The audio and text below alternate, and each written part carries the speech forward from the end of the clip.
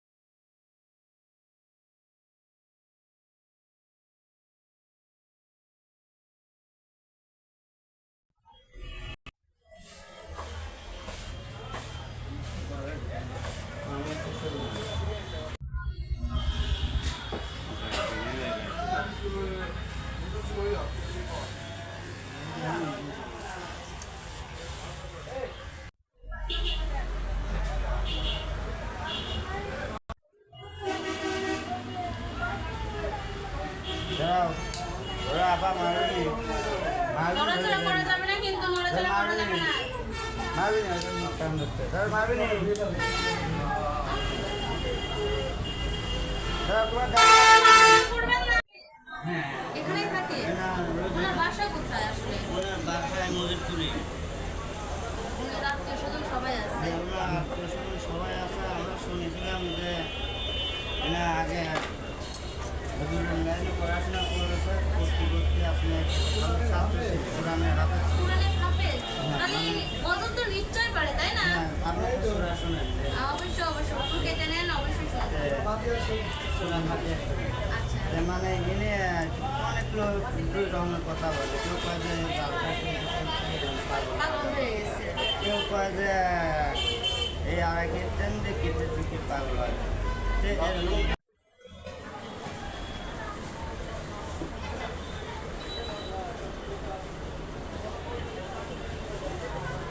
সাইডে দিবেন হ্যাঁ হাতে কিছু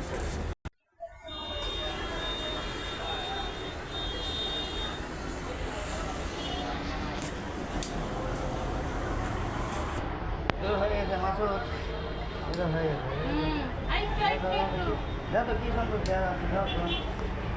আচ্ছা কেটে দেন না কেন আগে কেটে দেন তারপর ওটা ডিক্সি করে দেন আগে কেসিটি ছোট করে দেন এসে শুরু করে নিলে ভালো হবে। ছোট করে তারপর এটাতে সাইজ করেন